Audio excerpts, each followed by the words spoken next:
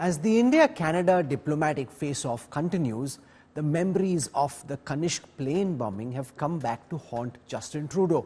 India Today is the only television channel reporting from Ground Zero. Our correspondent Anisha Mathur visited the Air India Flight 182 memorial. Here's her report. June 23rd, 1985. The ill-fated Air India Boeing 747 Kanishka with 329 passengers on board plunged into the sea off the Irish coast after a mid-air blast in the early hours. A bomb placed in a suitcase had exploded, killing all the passengers. 260 of them were Canadian citizens. Only 131 bodies were recovered from the sea.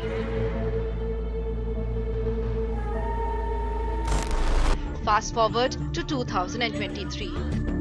Amid rising diplomatic tensions between Ottawa and New Delhi, the deadly bombing is back in the news. India Today visited the Air India Flight 182 memorial in Toronto. The memorial is visited by hundreds of people every day. This memorial is also a silent witness to the fact that it was not just one country or one community that is affected by terrorism. People from India, Canada, Japan, 3 countries died. Ireland was traumatized.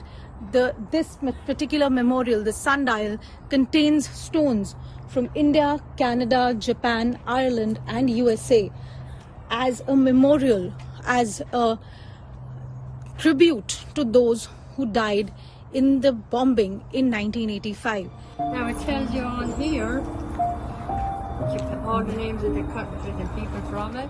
These visitors believe that it is important for the next generation to know and learn about these incidents. New Brunswick.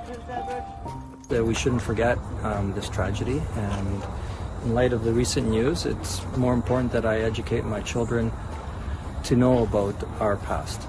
Significant in the sense it remembers the tragedy that these people innocently were involved in.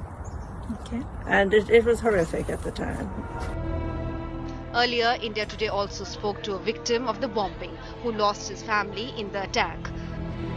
You know, it was not, the tapes were not erased by mistake or lost. They were wiped clean. Yes. The evidence was all there. They test fired the bomb 2 weeks before the actual bomb. So let's understand that this is a state that has looked the other way. And they cannot now point fingers at India 38 years later and say, you know, this happened and this guy is our citizen. Because it was all their citizens who killed our people. My family. I know so many other families. I know so many other victims' families, I mean, who have bonded with me over these years. So that is a shocker for me. The Canadian courts acquitted all the suspects at different points in time, citing factual errors and credibility issues in the evidence gathered. Even as India-Canada relations hit the rock bottom, victims still await justice by the Canadian authorities. With Anisha Mathur in Canada, Bureau Report, India Today.